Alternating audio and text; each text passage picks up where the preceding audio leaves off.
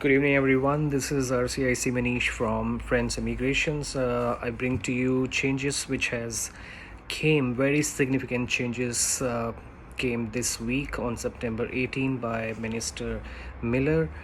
It is about impacting the international students, the open work permit holders, which is the PG work permit, and and the spousal open work permits SOWP, that's applicable from when they are studying and also when they are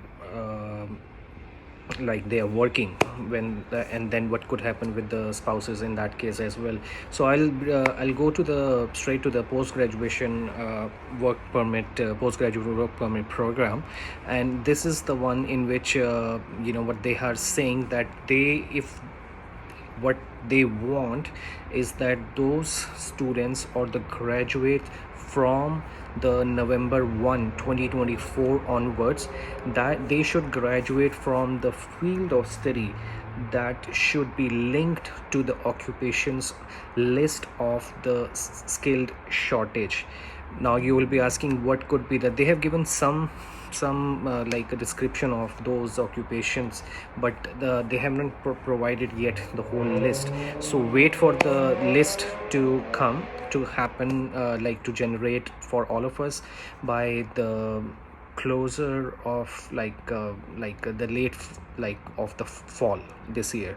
So as part of the changes for the work permit, which they are saying that applicants now need to demonstrate the CLB levels. It doesn't used to happen that the PG work permit holders, when they apply, they just get the college documents, the transcript, and the basic things, their visa and all. So they just apply online and they can get it. But now they need to have the English level proficiency, or the French one, CLB 7, Canadian language benchmark 7 for the university graduates, and CLB 5 for the college graduates, and that's gonna be happening on or after November 1st. Now what will happen for the spouses of such students? So what they are saying is that if you remember some time back, they have mentioned that if you are a spouse of a master's or PhD work permit holder, these you can apply, the spouses of SOWP are eligible, they are meeting the requirements in that case. But now what they are saying is that your course program, the duration is at least 16 months in duration, right? It has to have all those semesters and limit to prove that you can apply. And also they should be the critical work sectors as well, they are targeting those ones as well. So again, masters, PhD, job shortage wherever you should be working, so they are making sure that they have only the specific or relevant people who are the students or who are giving their contributions. Also they mention about the spousal open work permits, those occupation I was saying about, that's like management or professional occupations. So what they are saying is that they will try to the government will limit the work permit eligibility this year to the spouses of foreign workers who are in those occupations, in those sectors which has the labor shortages. And talking about for the 2025 and 2026, they have set a cap, they as well, for those masters and doctoral students. They are saying 12% of those allocated spaces. So anyone who you are interested to move to Canada, if you should consider those programs, because their minister has kept that 12% for you, so that in that return you can bring benefit to the Canadian labor market, and in return it will help those students as well. And obviously you still you need to have the PAL. It wasn't there before, so that's another difference. The updated cap now will include that masters and doctoral students will no longer be exempted from obtaining a provincial attestation letter, which is PAL.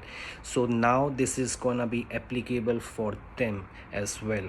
So you see, dramatically they are making those changes, and what wasn't there before, it's gonna happen now. So the increased cap to the number of international students, so that's another thing which has been discussed, that IRCC will issue 437,000 international students study permits in 2025.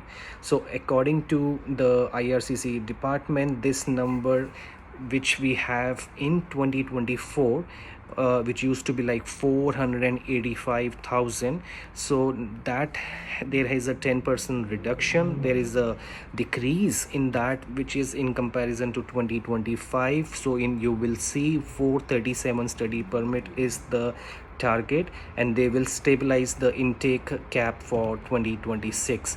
So they know, like we also heard, the unemployment rate has increased from 6.4% to 6.6%. So minister is saying, making all these changes to the temporary residents. Who are temporary resident? Visit, work or study.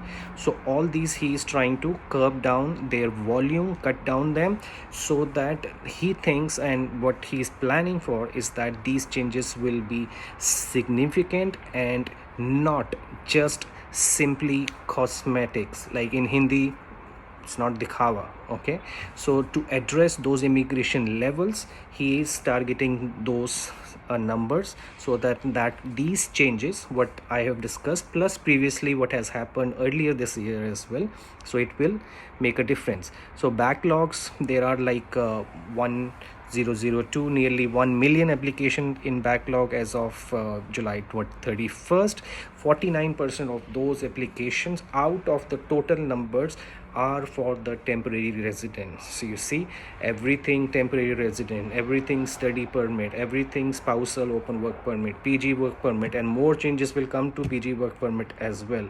So just to mention a few things about the express entry draws, there was a Canadian experience class unexpected draw came on the September 19th, yesterday. 509 was the score. We've seen it was 507, 2 points extra. And then September 13th, there was a French language proficiency draw. 446 was the score. So they are calling more francophone proficiency candidates. If you haven't, if you can, please take time out to study this. Don't miss those points. If you are, some people have 497, 480s or like that, at least try your best if you can. That will help you, that will increase. Every single point is important for you whenever these draws comes. There are provincial, so make sure you also file for your PNP files. OINP, PNP, which has got at least 4 draws which has came. 2 for the human capital priorities, and 1 for the masters and the PhD, and another one for the international student. And mostly you see health, and some are general and other priority streams as well. I have left the official link of all these announcements. Please look into that in detail.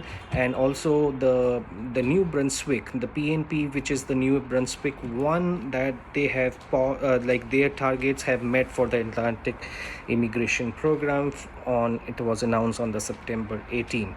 So have a look on everything, and feel free to ask me any questions. My phone number to contact also on WhatsApp is 647-537-1323, or you can email me on Manish at friendsimmigrations.com. Your friend, friendsimmigrations.com. Happy to help. So to take good care of yourself, don't take stress. There should be some solution, a legal, a possible solution. And let me know how can I help you, and we'll talk more. All right, you take care. Thank you so much. Bye-bye.